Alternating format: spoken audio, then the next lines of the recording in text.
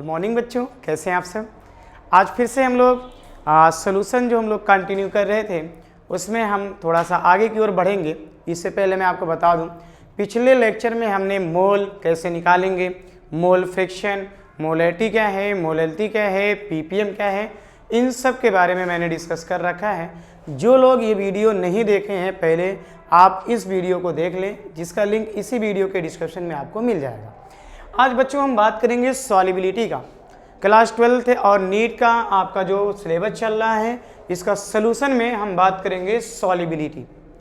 मेरे प्यारे बच्चों, सॉल्युबिलिटी का मतलब क्या होता है इसके बारे में हम डिस्कस करा करेंगे, और किन बात पे सॉल्युबिलिटी डिपेंड करेगी ये बात पे हम बात करा करेंगे। कौन से फैक्टर हैं जो सॉल्युबिलिटी के ऊपर इफेक्ट डालेंगे, इस पे भी बात करा करेंगे।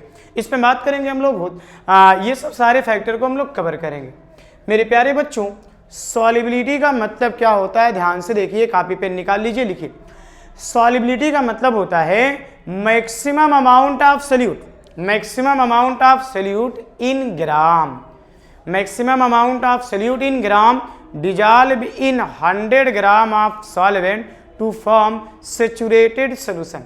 फिर से बोल रहा हूं, लिख लीजिए आप लोग पेन कॉपी लेकर। Maximum amount of solute in gram dissolve in 100 gram of solvent to form saturated solution को ही अपन लोग क्या बोला करते हैं, सॉल्युबिलिटी। देखिएगा, वही अगर आप बात करते हैं तो फार्मूला क्या बन गया, अमाउंट ऑफ, जरा ध्यान से देखिएगा, amount of solute, amount of solute in gram, in gram में आपको रखना है। अपान क्या होगा बच्चों, ध्यान से देखना, amount of solvent in gram into 100 से मल्टीप्लाई कर देंगे, सॉल्युबिलिटी मिल जाएगी।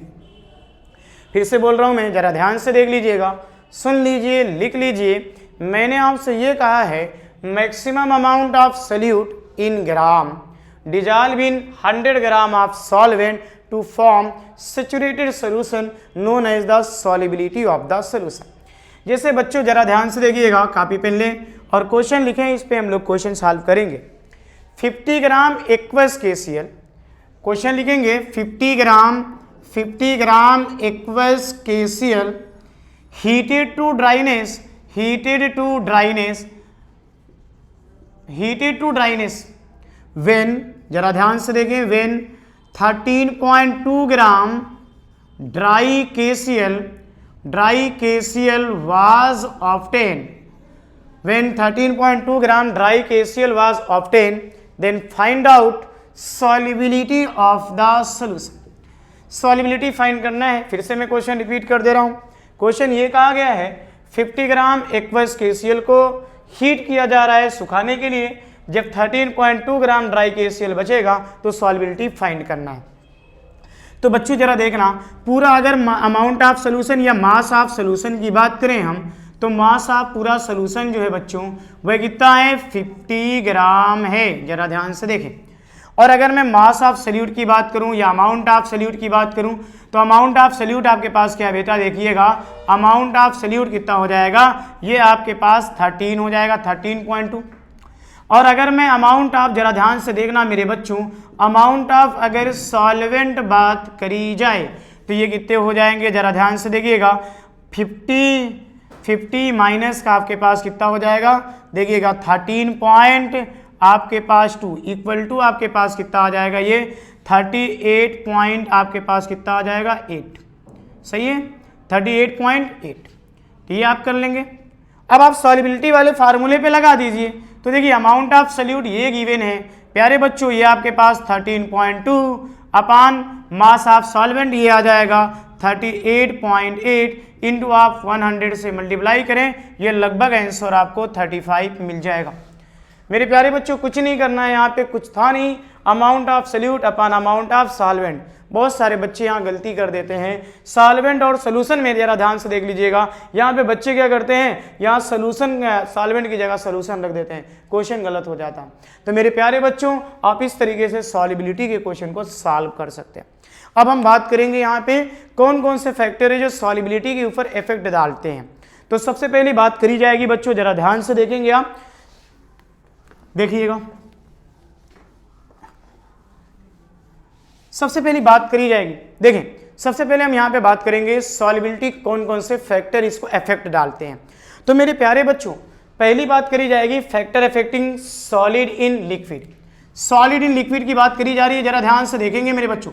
सॉलिड इन लिक्विड या हमारे पास क्या होगा, सॉलिड इन लिक्विड, यानी कि factor affecting solid in liquid की बात करी जाएगी। और पहली बात होगी बच्चों nature of solute, nature of आपके पास होगा बच्चों nature of solute, nature of solute and solvent की बात करने जा रहे हैं, जरा ध्यान से देखिएगा, एंड सॉल्वेंट। पहली बात है nature of solute and solvent, क्या क्या फर्क पड़ा करेगा, आप कॉपी पेन लेके लिखते भी रहे साथ साथ मेरे प्यारे बच्चों। Nature of solute and solvent में सबसे पहली बात को याद रख लें, आयनिक कंपाउंड जो होते हैं, आयनिक कंपाउंड जो होते हैं मेरे प्यारे बच्चों, ये आयनिक कंपाउंड सॉल्युबल होते हैं या डिजॉल्व हो जाते हैं बेटा पोलर सॉल्वेंट में, पोलर सॉल्वेंट में, पोलर आयनिक कंपाउंड सॉल्युबल होंगे पोलर में। और अगर यहीं पे बात करी जाए बच्चों कोवैलेंट कंपाउंड की बात करी जाए तो ये सॉल्युबल होंगे नॉन पोलर में, नॉन पोलर में, यानी कि आपके पास ऑर्गेनिक कंपाउंड में सॉल्युबल होंगे, जैसे आपके पास ये बेंजीन हो सकता है, ईथर हो सकता है, इन सब में ये होंगे सॉल्युबल होंगे। तो याद रखेंगे पहली बात आयनिक कंपाउंड सॉल्युबल है पोलर सॉल्वेंट जैसे कि वाटर में, और आपके पास कोवैलेंट कंपाउंड सॉल्युबल है नॉन पोलर में या ऑर्गेनिक सॉल्वेंट में, जैसे आपके पास हो सकते हैं बेंजीन, कार्बन टेट्राक्लोराइड, ईथर वगैरह में सॉल्युबल होंगे। तो पहला फैक्टर ये रहा, पहला फैक्टर आपके पास रहा कि क्या सल्यूट और सॉल्वेंट का नेचर क्या होगा। तो मैंने क्या कहा, आयनिक कंपाउंड सॉल्युबल हैं पोलर में और कोवैलेंट कंपाउंड नॉन पोलर में सॉल्युबल होंगे, यानी पोलर वाले आपके पास सॉल्युबल है पोलर में, नॉन पोलर वाले सॉल्युबल हैं नॉन पोलर में। इसी को कहा जाएगा लाइक डिजॉल्व लाइक रूल। मेरे प्यारे बच्चों देखिए दूसरी बात नंबर दूसरी करते हैं, बात नंबर पहली कंप्लीट हो गई, बात नंबर दूसरी करते हैं। अगर इफेक्ट आप बात करी जाएगी बच्चों, जरा ध्यान से देखो, अगर प्रेशर की बात करी जाए, प्रेशर की बात करी जाए तो solubility of solid in liquid में प्रेशर पे कोई भी इफेक्ट नहीं पड़ेगा। पहली बात दिमाग में रख लीजिएगा, सॉलिड इन लिक्विड में प्रेशर का कोई भी इफेक्ट नहीं पड़ेगा। तो आइए दूसरी बात ये हो गई। तीसरी बात हम आपसे करेंगे टेम्परेचर की। देखो बच्चों टेम्परेचर में यहाँ पे डिपेंड करेगा, अगर सॉलिड जो है इसका डिसोसिएशन इंडोथर्मिक है, जरा ध्यान से देखना, इंडोथर्मिक है, अगर इंडोथर्मिक अगर है डिसोसिएशन तो याद रखना बच्चों टेम्परेचर को बढ़ाने पर सॉल्युबिलिटी बढ़ जाएगी। जरा ध्यान से देखिएगा, फिर मैं बोल रहा हूं, अगर आपके पास सॉल्यूशन इंडोथर्मिक है तो टेम्परेचर को बढ़ाने पर सॉल्युबिलिटी बढ़ जाएगी। जैसे आपके पास हो सकता है NaCl, KCl, NaI, KI, NaBr, KBr, आपके पास NH4Cl, ये सब क्या होंगे, ऐसे कंपाउंड होंगे बेटा जहाँ सॉल्युबिलिटी बढ़ाने टेम्परेचर को बढ़ाने पे सॉल्युबिलिटी बढ़ जाएगी। अब ऐसे भी देख सकते हो बच्चों, आप क्या करो, एक कंटेनर ले लो, इसमें गर्म पानी डालो और एक में ठंडा पानी, उसमें नमक डिजॉल्व करो, तो आप पाओगे कि जिसमें गर्म पानी है बच्चों उसमें जल्दी से डिजॉल्व होगा। तो याद रखना कि सॉल्युबिलिटी में मैंने पहली बात कहा है कि ऐसे कंपाउंड जिनका डिसोसिएशन इंडोथर्मिक है वहाँ टेम्परेचर को बढ़ाने पर सॉल्युबिलिटी बढ़ जाएगी। दूसरी बात देखिएगा, अगर ये डिसोसिएशन एक्जोथर्मिक होगा तो मेरे प्यारे बच्चों यहाँ पे टेम्परेचर को बढ़ाने पे सॉल्युबिलिटी घट जाएगी। अगर एक्जोथर्मिक होगा तो टेम्परेचर को बढ़ाने पर सॉल्युबिलिटी घट जाएगी। जैसे एग्जाम्पल आप बात करेंगे Li2CO3 लिथियम कार्बोनेट, या फिर आपके पास Na2CO3 dot water, sodium carbonate monohydrate, ये सब एग्जाम्पल होया करते हैं। ऐसे कंपाउंड हैं जहाँ पे आप टेम्परेचर को बढ़ाएंगे तो सॉल्युबिलिटी घट जा रही है क्योंकि इनका डिसोसिएशन एक्जोथर्मिक है। आगे देखिए बेटा और आगे की ओर अगर बात करें, कुछ तो ऐसे सोल्यूशन भी होंगे जहां पे आपके पास कोई भी फर्क नहीं पड़ेगा। जैसे आपके पास क्या हो सकता है, जरा ध्यान से देखिएगा, आपके पास CaCl2 dot 4 mole of water हो, CaCl2 dot 6 mole of water, यहाँ पे कोई भी फर्क नहीं पड़ेगा।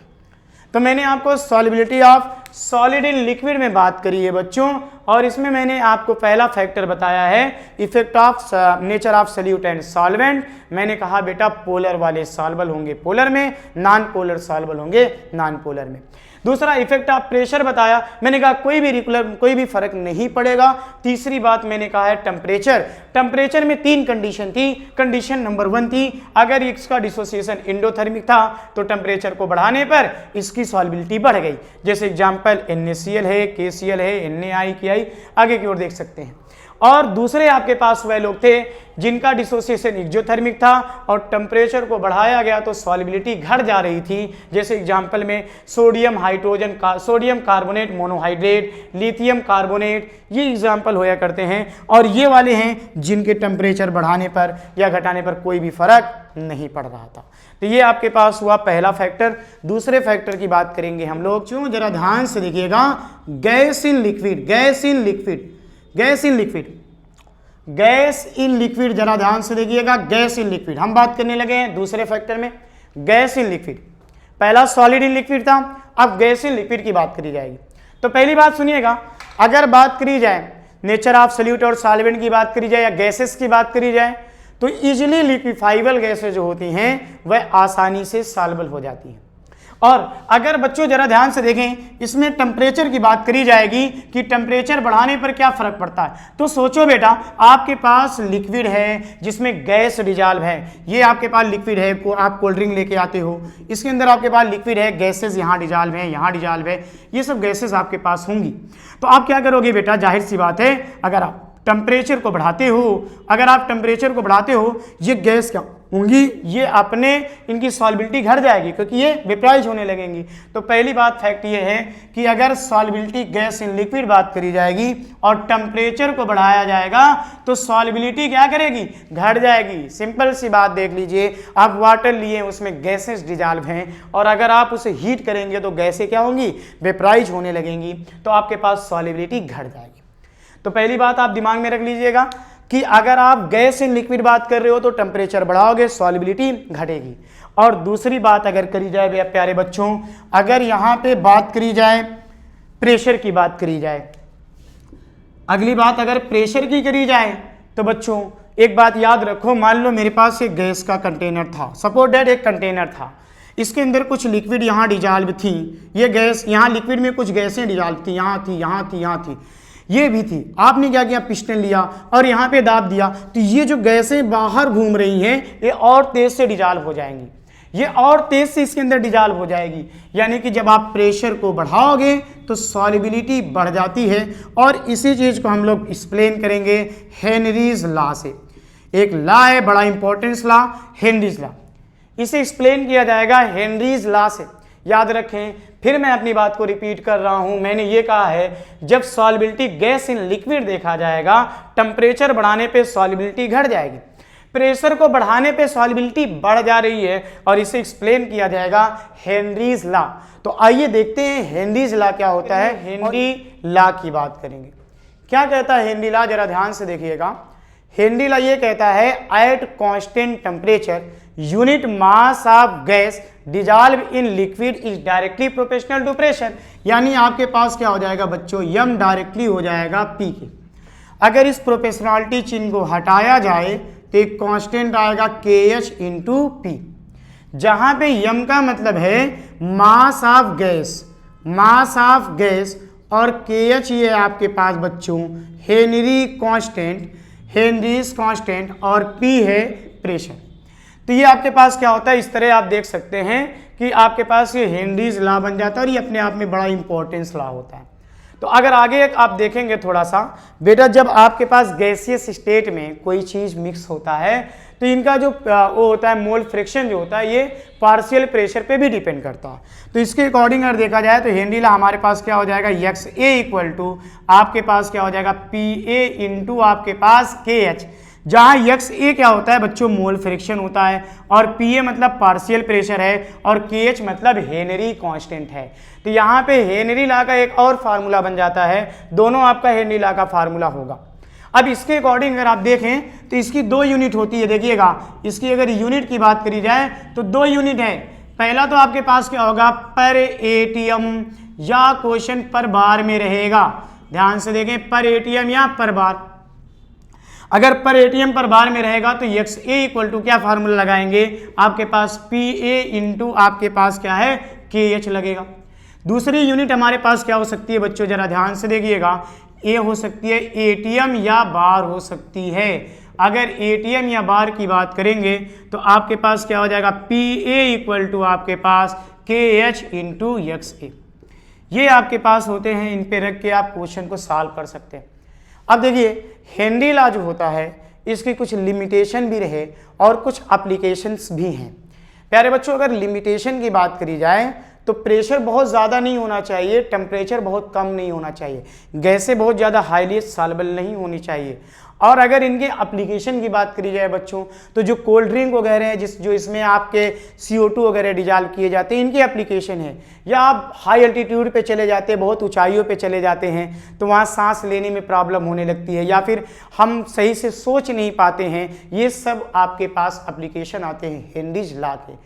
तो ये हेनरी लॉ अपने आप में एक बहुत इंपॉर्टेंट टॉपिक था जिसको मैंने कवर किया, सॉल्युबिलिटी। तो मैंने आज के रेट में जो कवर किया बेटा, सॉल्युबिलिटी मैंने पढ़ाए, और सॉल्युबिलिटी के पहले मैंने factor affecting solid in liquid पढ़ाए, फिर factor affecting gas in liquid पढ़ाया, और गैस इन लिक्विड में मैंने एक इंपॉर्टेंट लॉ पढ़ाया जिसका नाम है हेनरीज लॉ। ठीक है, तो आप आज इतना ही रखते हैं। Have a nice day, good day all of you, thank you, that's all.